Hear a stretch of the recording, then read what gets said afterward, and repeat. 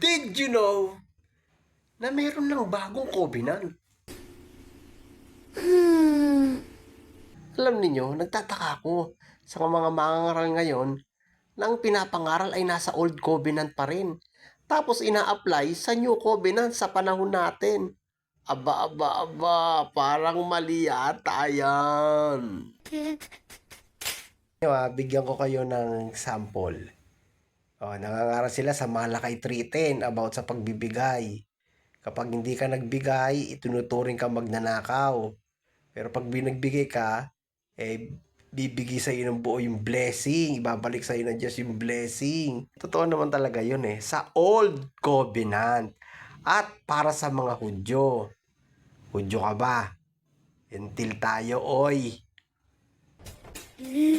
Kung hindi mo naintindihan, paliwanag ko sa iyo.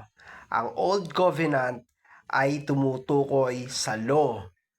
Ang New Covenant ay tumutukoy sa grace. Ang ibig sabihin, yung old wineskin, hindi pwedeng lagyan ng bagong alak. Dahil pag yun, nilagyan mo, sasabog ito. Kaya dapat ang bagong alak ay para sa brand new wineskin.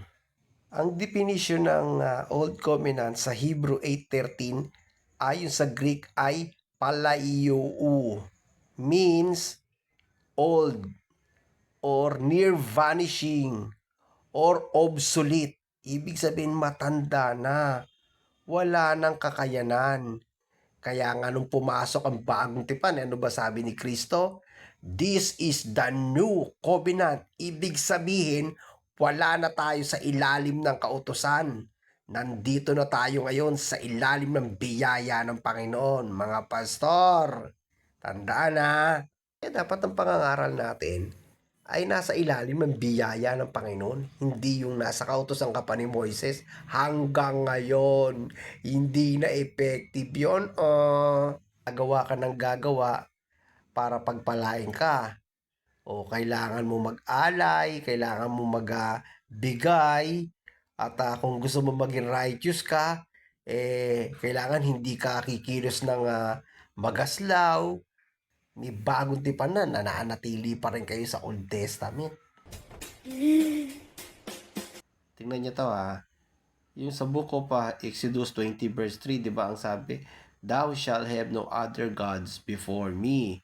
Tapos ayan na yung the rest, yung huwag kang papatay, huwag kang mangangalo niya, huwag kang magnanakaw.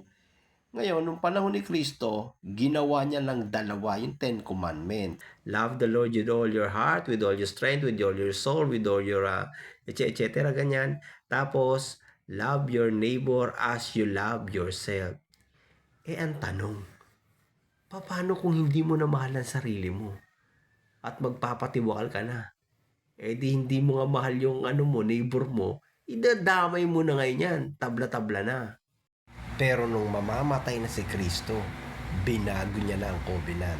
Ang sabi niya, love one another as I have loved you. Ang covenant ay naging effective nung mamatay na ang testator at walang iba kundi ang Panginoong Jesus.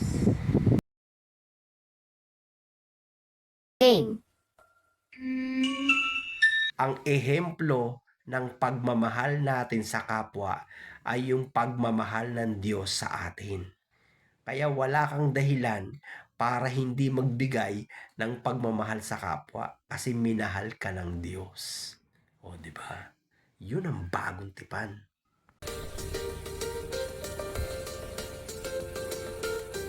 Sa part 2 na to, aking isisiwalat yung mga man-made teaching at saka yung maling paggamit ng dispensation about sa teaching. Dito maganda, mahihimay natin yung mga turo na sablay. Again, thank you for watching. Sa next vlog, hintayin ninyo. Again, we are Carrito. Blessed and highly favored. Did you know?